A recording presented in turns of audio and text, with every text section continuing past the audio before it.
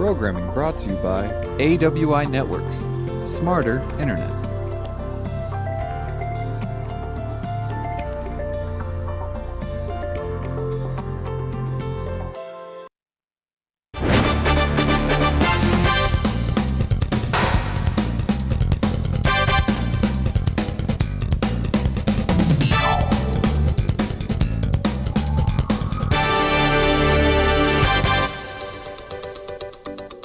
Thanks for joining St. George News at 8. I'm Scott Beadle. A man was rescued in Snow Canyon State Park Sunday after falling while rappelling. Emergency crews responded around 4 p.m. at the park's Island in the Sky. That is a popular spot for climbing, hiking, and rappelling. The man in his mid-20s apparently swung across the rocks, bounced off a couple, and fell about 30 feet. A high-angle rescue team from the Washington County Sheriff's Office hiked up to reach the injured man. He was conscious but had shoulder and ankle injuries and was unable to walk. He was loaded into a basket and lowered about 200 feet down the cliff to safety. Friends at the parking area then drove him to a hospital for treatment. 10 fire trucks responded to a blaze in St. George Sunday. Everyone was able to get out of the home on 900 East safely, but that fire did cause more than $100,000 of damage. Approximately 4:30, we received a report of a structure fire here on 900 East on the 1000 block in St. George. Upon our crew's arrival, we found a fire in the garage. It's a large three-car garage. Fire was held into the garage. It did extend to the attic of the garage, which then did go into some of up in the roof line in one of the bedrooms on the second floor. The door was closed into the home from the garage into the kitchen. We did have some burn through that door, but it held fairly well, so we didn't get too much extension into the home itself.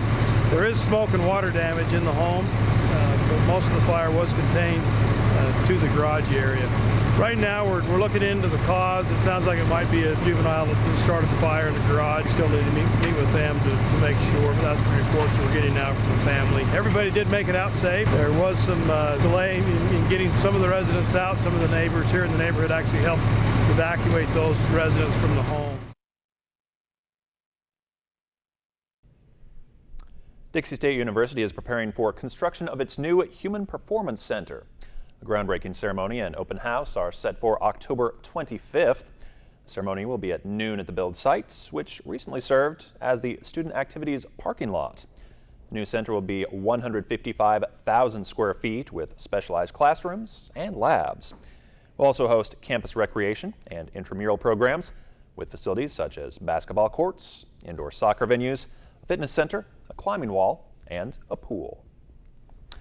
The Utah Coalition Against Pornography has announced a conference meant to help those dealing with addiction. It's scheduled for October 28th from 9 to 2 at the Dixie Center at St. George. Speakers include Elder Anthony Perkins, a leader in the Church of Jesus Christ of Latter-day Saints, and Matt Fradd, a Catholic speaker and author. The program is meant to assist those with a pornography addiction, family members in offering health support, and concerned parents. General admission is $16, though students 25 and younger can get in free with a valid student ID. Accused military deserter Sergeant Bo Bergdahl, who drew international headlines after he walked off a combat outpost in Afghanistan, pleaded guilty today to charges of desertion and endangering his fellow soldiers. Elizabeth Herr is in New York with more. Army Sergeant Bo Bergdahl did not speak to reporters heading into his court-martial at Fort Bragg, but in court, Bergdahl pleaded guilty to charges he deserted and committed misbehavior before the enemy, telling the judge in a prepared statement, "I understand leaving was against the law. I understand I endangered the safety of my platoon. I understand I was before the enemy." My name is Bo Bergdahl. The charges stemming from Bergdahl's disappearance and capture by the Taliban in 2009. Bergdahl eventually handed over to the U.S. Special Forces in 2014 as 5 Taliban prisoners were released from Guantanamo as part of a prisoner swap, a controversial deal that was blasted by then-candidate Donald Trump because Bergdahl had walked off his post without permission, and at least 2 soldiers trying to find him were seriously wounded. He's a traitor, a no-good traitor, who should have been executed. Bing, boom, he's gone. The president not going further today. I'm not going to comment on him, but I think people have heard my comments in the past. Meanwhile, Bergdahl calling reports that he was a traitor, insulting, and false. In fact, according to Army officials, Bergdahl tried to escape twice, for which he was severely punished, beaten, and held in a cage like an animal. Bergdahl has been assigned to desk duty at a Texas Army base while awaiting the outcome of this case. He could be sentenced to life in prison. That sentencing resumes next week. Meteorologist Kim Walker has your Southern Utah forecast coming up right after this.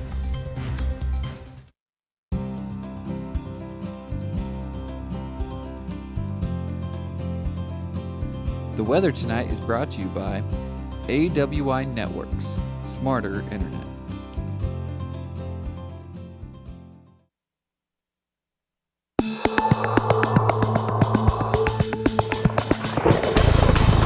Welcome back, everyone. It's been a sunny day, a very pleasant day. We're going to have more pleasant weather as we head into tomorrow, mostly sunny, and it's going to be a little bit warmer.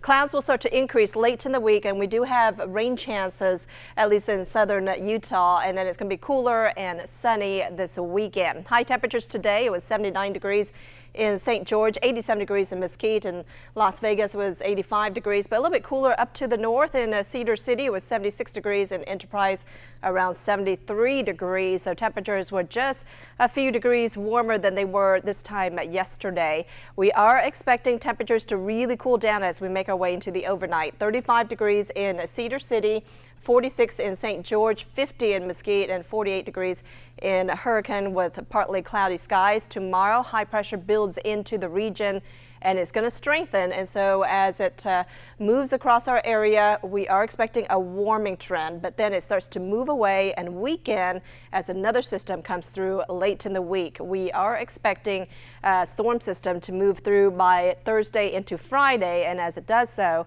it's going to bring the chances of rain across our area. I think most of us will stay dry, but there's the off chance that some of this rain will be moving through the area as that jet stream really digs to the south, mainly into Southern California and into the desert Southwest later on this week. So cool, moist air coming out of the Pacific, and we do have chances of rain later on as well. So here's a look at your forecast for tomorrow. Temperatures will be cool in Cedar City. We're expecting lows in the 30s, by 7 o'clock around 39 degrees. By noon, 54 degrees. Our high will be around 77 degrees, so very pleasant conditions, a little bit warmer than today. 75 degrees by 5 o'clock with a mostly sunny sky. In St. George, with the dry air in place, temperatures will warm up quite rapidly. We're going to be around 52 degrees at 7 o'clock. Our high will be around 84 degrees before we drop back down to around 79 degrees with a mostly sunny sky. Across the region, we are expecting very pleasant conditions. 76 in Newcastle, about 75 degrees in Enoch, and a little bit down to the south. We're going to be back into the 80s. So Leeds, expect highs around 83 degrees, and Ivins around 81. In Littlefield, a little bit warmer, close to around 90 degrees, but it's going to be dry out there. We're not going to have to deal with the humidity. So here's a look at your extended forecast for Cedar City. Temperatures will be a little bit cooler on Wednesday and Thursday, and then by Friday we dip down into the upper 60s and some 50s out there this weekend as well. There could be a slight chance of rain on your Friday with that cold front coming through, and then over the weekend it's going to be chilly with highs around 59 degrees on Saturday. Overnight lows will be below freezing, and then we will rebound back into the 60s early next week. For St. George, we are expecting nice weather, temperatures in the 80s through Thursday. A little bit more cloud cover on Friday. I think we might miss out on the rain. That's what it looks like right now. Temperatures will cool down into the 70s. We're looking for highs around 79 for your Friday, dropping down into the mid-70s. Plenty of sunshine this weekend. Overnight lows will dip down into the 40s over the weekend. And then we're going to see another warming trend early next week with highs around 82 degrees, partly cloudy skies on your Monday. So it's going to be pretty pleasant. I think a little bit more to the south and maybe a little bit cooler in Cedar City. Yeah, a lot to like there. Looks like if you want some fall, you got your mornings. Yeah. Great weather for the afternoons. Yeah, and plenty of sunshine. Yep. Thanks, Kim. All right. We'll be right back.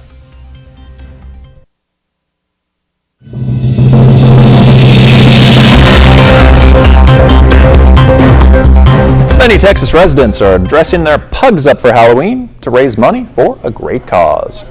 Pugs from all across North Texas gathered in Grapevine to celebrate the 21st annual Pugoween.